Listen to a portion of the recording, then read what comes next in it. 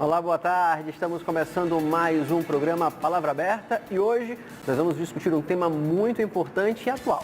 São as fake news e a proposta de regulamentação das redes sociais. Vivemos na era da informação instantânea, em que cada vez mais pessoas buscam notícias e atualizações em tempo real por meio das redes sociais.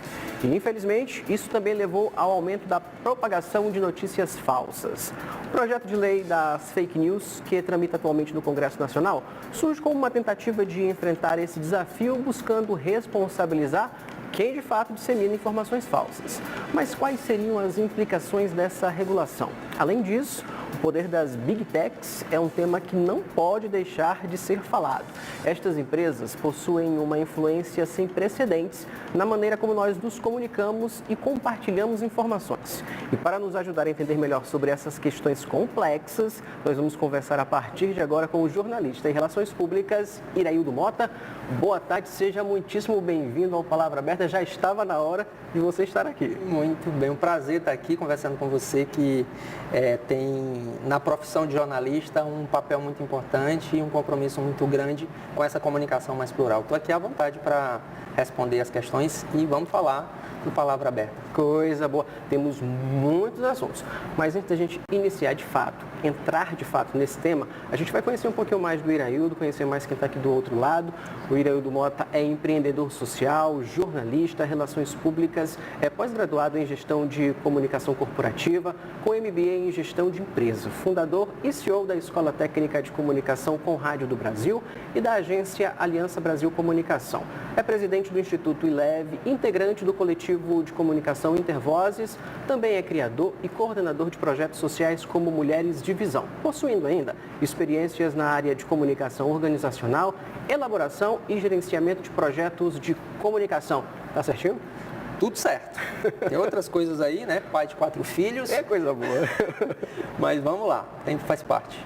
Então conta pra gente, o que de fato são essas fake news aí que têm estado diante dos nossos olhos há um bom tempo? Eu acho que primeiro para a gente entender o que está acontecendo, né, sobre essa perspectiva das Big Techs, da desinformação, das fake news, do PL 2630, é importante a gente compreender, e eu uso sempre uma analogia, Tiago, de que se a gente imaginar um sistema público de transporte em uma cidade, onde esse sistema seja comparado ao fluxo de informação que a gente tem na comunicação hoje em dia, fazendo esse comparativo, se esse sistema de transporte não tiver uma regra, não tiver faixa de pedestre, não tiver limite de velocidade, com certeza a gente vai provocar um monte de acidente. E é muito parecido com o que a gente tem hoje com relação às informações que são distribuídas pelas Big Techs. Quando a gente fala de Big Tech, é bom a gente deixar claro que é o Google, principalmente, são 4.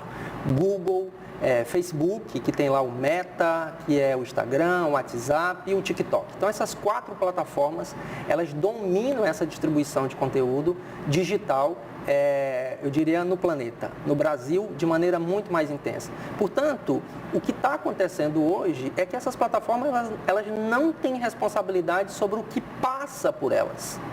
E o projeto de lei PL 2630, ele tem justamente essa proposta de tentar fazer com que essas plataformas comecem a se responsabilizar por aquilo que ela está fazendo. Há muito tempo atrás se entendia, né, as próprias plataformas digitais se entendiam apenas como mero conector de informação de uma pessoa para outra.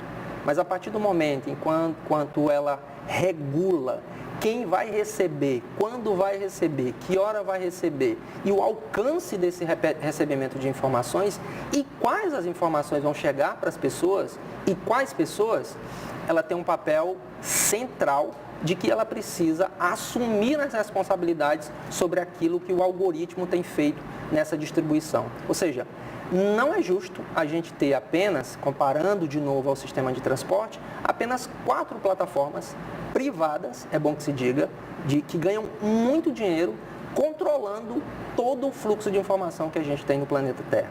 E é esse o ponto. Definindo quem vai ver o quê. Quem vai ver o quê na medida do que é interessante para quem, e aí tem um ponto. Quanto mais há discurso de ódio, mais há debate, quanto há mais intolerância nas redes sociais, mais há confusão, mais há discussões E é a partir disso que o algoritmo mais gosta. Então, ele trabalha em cima de uma plataforma onde as pessoas mais se degladiam, mais brigam, mais discutem, porque aquilo gera debate. E por gerar debate, vai alcançar mais pessoas. E a plataforma sabe disso. Os robozinhos, que a gente chama, que são os algoritmos das plataformas, eles trabalham justamente nesse entendimento, nesse sentimento das pessoas de se indignarem por determinadas coisas e tomarem posicionamentos. Agora, muitas vezes, esses posicionamentos eles podem ser graves, chegando ao ponto de que pessoas possam ser influenciadas por essa plataforma, por esses conteúdos que estão rodando na plataforma e, por exemplo, ir para uma escola, um adolescente ir para uma escola e atacar os seus colegas e professores e acontecer tragédias como a gente tem visto. Recentemente isso acontecer. Exatamente. Então, esses são os riscos. Hoje, as plataformas elas não têm nenhuma responsabilidade sobre o que eu posto ou o que você posta. A partir do momento em que ela se isenta dessa responsabilidade, mesmo tendo a capacidade de dizer o que eu posto, o que você posta, para a quantidade de pessoas, para quem ela quiser, a partir do seu algoritmo, ela tem que ser responsabilizada. Por isso, o PL 2630 é fundamental que haja uma regulamentação, né? Que haja algum projeto de lei que regulamente essa responsabilidade. Quais são os pontos que são debatidos, discutidos? O PL das fake news, ele surgiu há 3 anos, tem uma discussão, há mais de 3 anos, na verdade, e tem muita discussão. E foi muito impactado por diversas ideias, porque, na verdade, quando a gente fala de regulamentação de plataforma, a gente está falando da nossa vida. Aliás, deixa eu abrir uma aspas aqui e dizer para o telespectador o quanto é importante todos, absolutamente todos, políticos, governantes, sociedade geral, professores, jornalistas, comunicadores, seja quem tiver na sociedade vivendo no planeta Terra, é muito importante que a gente preste atenção nesse tema. Aliás, eu acho que esse tema, ele é um dos mais importantes que se discutiu nas últimas décadas sobre a nossa vida, sobre a nossa existência. Tá? Então, é muito importante que a gente trate desse tema e que todo mundo acompanhe. Mas o que acontece? Durante esses últimos 3 anos, houveram, como eu costumo dizer, vários puxadinhos. Tem um político que vê uma situação e puxa para ele, tem outro que vê puxa para o outro e vai puxando. Então, hoje a gente tem um projeto de lei que começou para combater a desinformação e fake news e hoje tem muita coisa, como a gente chama no Congresso, o pessoal sabe disso, os jabutis. Foram inserindo outros elementos. Então, portanto, que ficou muito mais complexo. Mas ele foi impulsionado, essa discussão do PL, principalmente pelos atos que aconteceram no Congresso recentemente, em 8 de janeiro, que começaram a instigar um pouco mais a população com relação ao que foi feito a partir das plataformas, da falta de transparência das plataformas e do uso dessas informações distribuindo para as pessoas que estavam ali suscetíveis com uma ideia de um lado ou de outro. E o que ocorre? A gente tem hoje um projeto muito Frankenstein. Tem várias coisas lá que são bem complexas. Uma delas é a remuneração para jornalistas. E remunerar jornalista não é uma coisa tão simples como parece. Jornalista ser remunerado pelas plataformas do jeito que está posto no PL gera calma. Quer dizer, para que não cause nenhuma dúvida para quem está acompanhando a Palavra Agora. A proposta é que jornalistas sejam remunerados pela plataforma. Isso é uma das propostas. Como eu te disse, foram juntando ideias e colocando no papel. O Orlando Silva, que é o relator do projeto, tem o documento oficial, né, que foi retirado de pauta semana passada, ele tem mais de 100 páginas. Uau!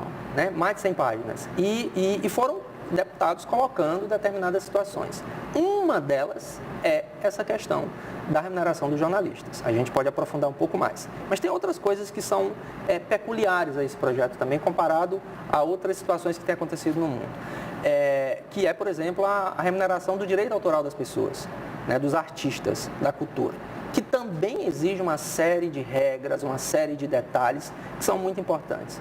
Portanto, esse projeto de lei, que antes era apenas para criar regras para que as plataformas se responsabilizassem pelo conteúdo em que passa por ela, né, a partir, obviamente, de princípios e princípios legais, como a lei, né, hoje se transformou em um bicho de 7 cabeças que o Congresso está tentando se debruçar em cima dele para poder votar e fazer com que as plataformas tenham o mínimo de responsabilidade possível sobre a nossa vida. E atualmente, como é que tem sido tratado tudo isso? Não há uma regulamentação? Há uma regulamentação mais limitada? O que tem acontecido? As plataformas elas não se responsabilizam, como eu disse, sobre o que você posta, sobre o que eu posto. Elas se dizem isenta. A responsabilidade é sua. A minha. Tanto eu e você postar alguma coisa, ela diz o seguinte, não, a responsabilidade é sua, foi você que postou. E aí é que está o ponto. Não é essa a questão. A questão é o alcance que essa plataforma dá com o conteúdo que você postou. Se esse seu conteúdo é verdade ou mentira ou desinformação e ele dá um alcance maior diante da perspectiva do trabalho do algoritmo, e como eu disse, o algoritmo ele trabalha muito nessa questão do debate para propagar mais informação e chegar a mais pessoas, a plataforma se isenta disso. E se esse conteúdo for algo ruim para as pessoas, se esse conteúdo que alguém poste for ruim para as pessoas, pode gerar uma série de situações, como, por exemplo, as escolas serem invadidas por adolescentes, matando outros adolescentes. Ou discutirem que não é bom vacinar.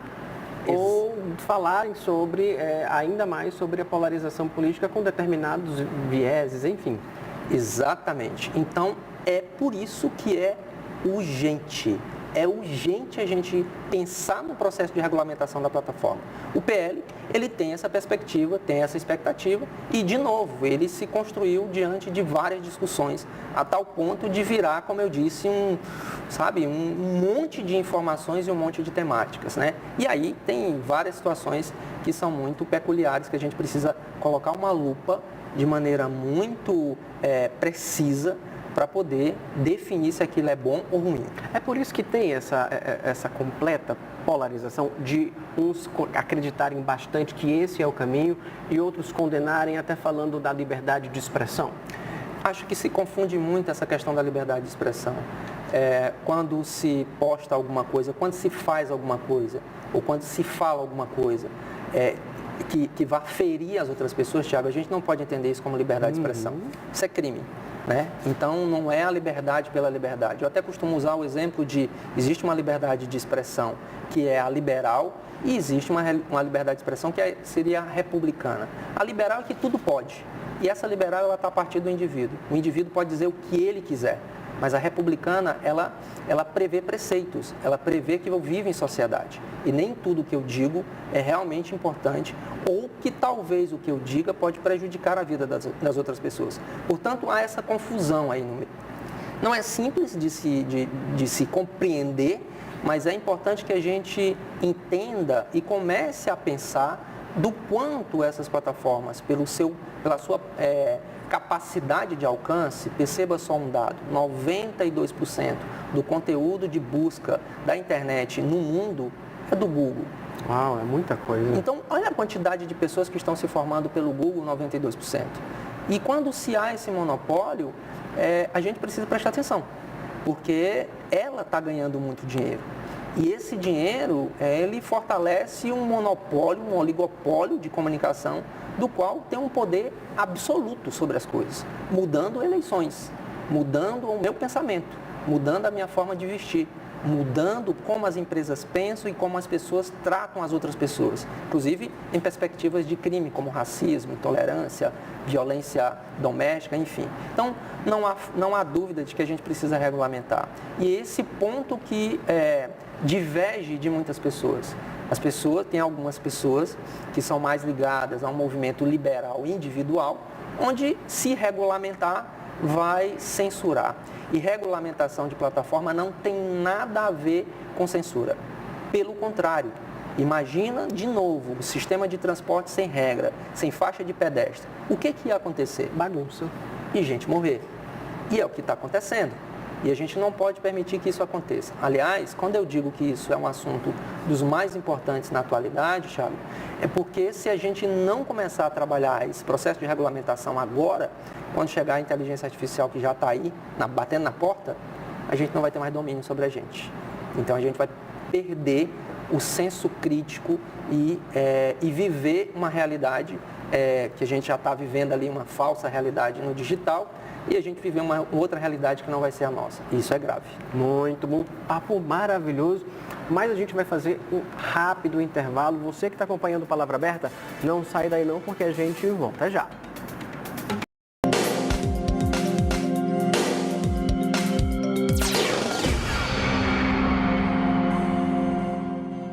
informação não para. Acesse www.al.pi.leg.br/TV e fique em dia com notícias importantes para você. Nova plataforma muito mais intuitiva. Você pode navegar à vontade. E mais, link para assistir ao vivo a TV Assembleia. www.al.pi.leg.br/TV. TV Assembleia, feita pra gente, é o que liga.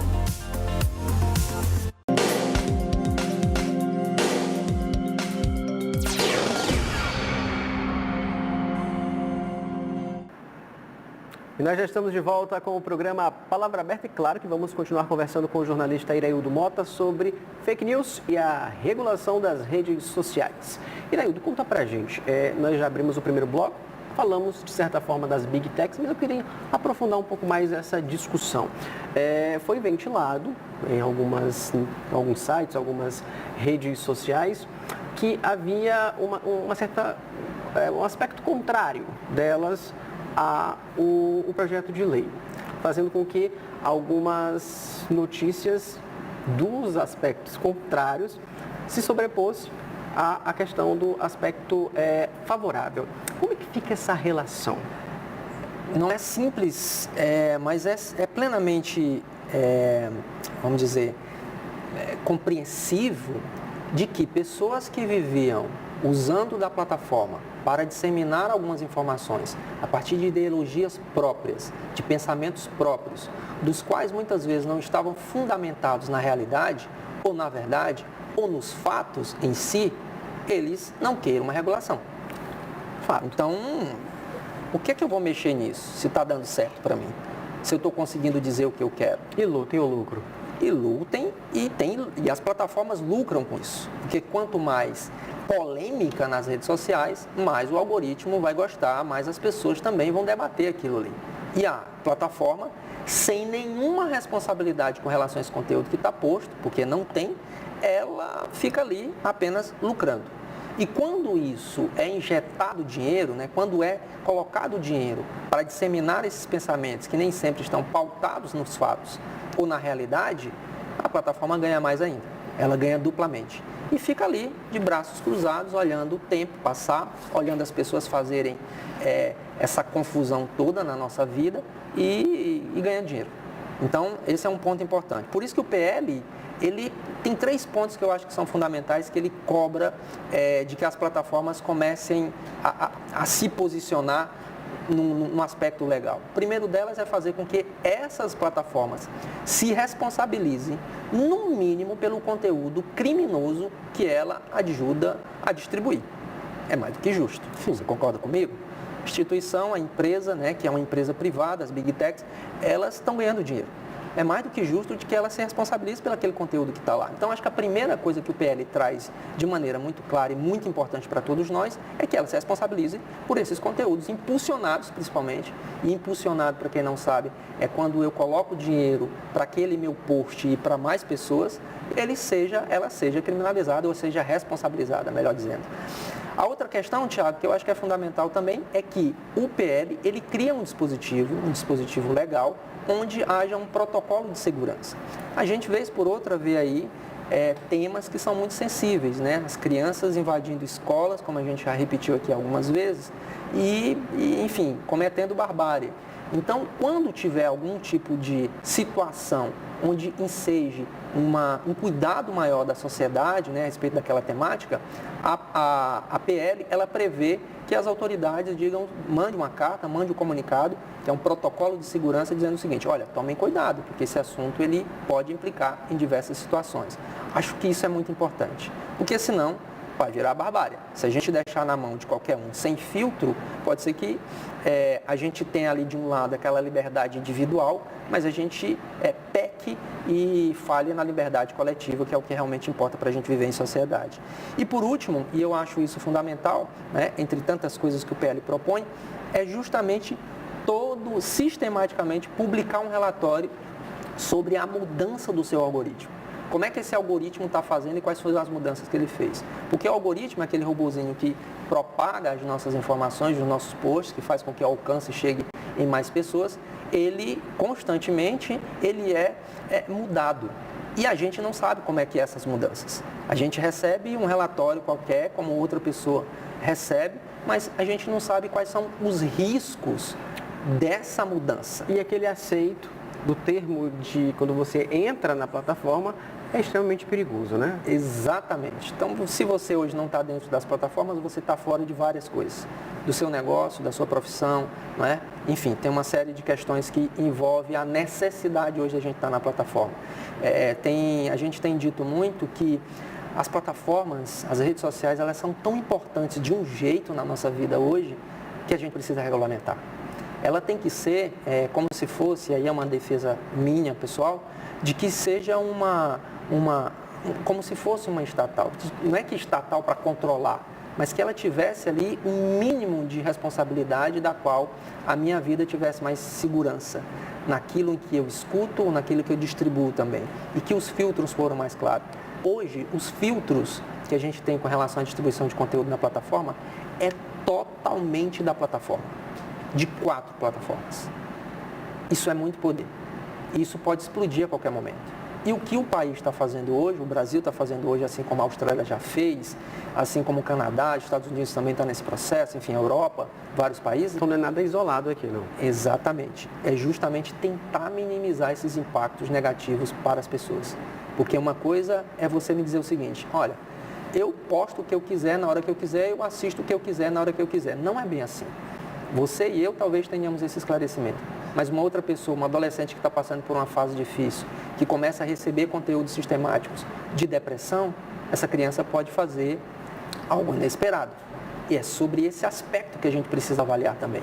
Que não é só uma ferramenta neutra. Pelo contrário, as ferramentas hoje em dia, as Big Techs, elas não são mais neutras do ponto de vista de posicionamento. Elas dizem o que a gente pensa ou o que a gente quer. E, Tiago, é assustador. As ferramentas conhecem muito mais eu e você, conhecem muito mais a gente do que a gente mesmo. Entende? Então, é por isso que é fundamental a gente regulamentar. E, de novo, esses 3 pontos são fundamentais, eu acho que são cruciais para que haja uma aprovação dessa PL. Mesmo do jeito que está, que não é o melhor texto do mundo. Mas o primeiro é esse próprio protocolo de segurança. Tem assuntos, tem temas, tem momentos complicados nos países. Por isso a gente precisa de um gatilho para poder, pelo menos, pensar o que vai acontecer. Segundo, que haja uma responsabilidade das plataformas. Não é pedir demais. Afinal de contas, elas ganham muito dinheiro. Ganham muito dinheiro. E a outra questão é de que esses relatórios tragam mais transparência para que a gente entenda o que essa plataforma está fazendo com a minha vida, com a sua vida. Afinal de contas, não é sobre o meu posto, é sobre o seu. É sobre a nossa vida. É sobre a vida dos nossos filhos que estão no colégio. É sobre a vida de um trabalhador que está na redação de um jornal ou de um advogado. É sobre isso, é sobre a nossa vida em sociedade. Se a gente não tem atenção sobre esse aspecto do poder dessa plataforma em nossa vida, a gente pode perder o controle. Quero retomar um tópico lá do nosso primeiro bloco, que você trouxe a questão do pagamento ao jornalista. Eu queria entender como isso não se confunde com lobby. Pois esse é um ponto que, pessoalmente, acho que tem que ser separado do PL, né? Orlando Silva, que é o deputado relator da PL, da 2630, ele, esse final de semana, inclusive, disse que é muito tendencioso a tirar da PL a remuneração de conteúdo jornalístico e tem vários motivos. O motivo principal, né, que eu defendo é por conta da importância que o jornalismo tem. Quando tudo, absolutamente tudo, passa pelo jornalismo ou deixa de passar pelo jornalismo, a gente tem uma sociedade com um resultado positivo cultural de desenvolvimento ou a gente tem um outro tipo de resultado com um desenvolvimento cultural, social das pessoas. Portanto, o jornalismo, para mim, ele é algo extremamente importante, significativo e relevante para a sociedade. Se não passar pelo filtro do jornalista, acabou tudo, porque aí fica num processo de banalização. Mas qual é o outro ponto? O outro ponto é que a forma como está prevista a remuneração para comunicadores, para os jornalistas dentro do PL, ela é muito pueril, é muito superficial. Ela não diz, por exemplo, que ela diz categoricamente que o que vai ser remunerado são os veículos de comunicação, os meios de comunicação que tiverem mais de 2 anos e que produzem jornalismo de uma maneira constante. Portanto, imagina só, eu sou jornalista, você é jornalista, estamos numa redação. O veículo de comunicação, a partir de agora, vai ser remunerado pelas plataformas, pelo Google, Facebook, enfim. E o que acontece? Esse dinheiro, em primeira instância, ele não vai para mim e para você, ele vai para o veículo de comunicação. E aí tem um outro ponto, que é a concentração de poder midiático dessas empresas de comunicação. Né? Assim como na Austrália, e foi assim que houve essa discussão, se beneficiaram mais os grandes veículos de comunicação. E nem sempre, lá na Austrália e em outros lugares, esse dinheiro caiu na conta do jornalista. Portanto, o processo como está posto, quer dizer, o texto como está posto dentro dessa fake news, ele não vai contemplar diretamente esse comunicador, esse jornalista que está na redação. E aí há outros cuidados. Não é, fico me perguntando sempre, será que se a gente pagar melhor os jornalistas, a gente vai ter a abolição das fake news, da desinformação? Não. Porque talvez a raiz desse processo de desinformação, inclusive do próprio jornalismo mais superficial, ele não está diretamente ligado só ao salário. Ele está ligado ao desenvolvimento profissional de cada um, à capacitação de cada um desses profissionais, à sensibilidade humana conectado com aquilo que ele realmente precisa dar enquanto profissional. E, sobretudo, a ideia de ética, né? Exatamente, claro, usando toda essa plataforma que a gente tem e precisa utilizar como uma operação, como uma ferramenta diária, que é a ética. Portanto, remunerar jornalista não significa que a gente vai ter menos desinformação. E que esse dinheiro, na consequência, acho que não vai direto para os comunicadores. Portanto, penso eu que seria mais interessante a gente tirar do PL e discutir isso de forma separada, pela importância que tem o assunto. Mas também cabe a mim, a quem está acompanhando de casa, esse acompanhamento, essa vigilância constante de entender o que é uma notícia verdadeira, o que é uma notícia falsa. Como é que dá para entender de fato? Assim, para a gente que trabalha com comunicação é mais simples, mas para quem está em casa? Eu acho que a primeira coisa para nós jornalistas, a gente é sempre cético, né? Desconfie. De tudo. Desconfie de tudo, né? Mas para um cidadão comum, para uma pessoa comum que está agora recebendo uma notícia no WhatsApp, desconfie do título. Se ele for muito escandaloso, né? Se ele for muito chamativo, cheque. Vá em outros lugares, outras fontes e tente tomar isso como, pô, peraí, isso aqui não é tudo verdade. Tá? Porque hoje as plataformas têm essa facilidade de entregar para você, inclusive, conteúdos que não são baseados nos fatos e na verdade. Portanto, acho que a primeira coisa é o senso comum, desconfie. Da importância também das agências de checagem, né? Sem dúvida. As agências de checagem, por incrível que pareça, né? Nós jornalistas temos isso como princípio de checar tudo, mas as agências de checagem surgiram como algo extremamente novo. Ou seja, se tem 146 agências de checagem profissionais no mundo inteiro, a gente parece que está perdendo o nosso papel aqui enquanto jornalista. Mas é porque a coisa ficou tão complexa do ponto de vista de informações e do digital que foi necessário surgir esse segmento dentro do jornalismo tão importante. Checar as informações hoje é uma coisa crucial, não é uma questão de vida ou morte. O que deveria ser natural. Exatamente. Iraildo, muitíssimo obrigado pela sua contribuição no programa de hoje. Foi uma verdadeira aula, viu? Amém. Que bom. Eu fico muito feliz e estou sempre à disposição e eu acho que continuem vigilantes com relação a esse tema, porque ele, assim como a água que a gente bebe, como o ar que a gente respira, ele vai influenciar na vida absolutamente de todos nós. Portanto, é importante que a gente fique atento a esses próximos passos do PL 2630. Muitíssimo obrigado e, claro, obrigado você.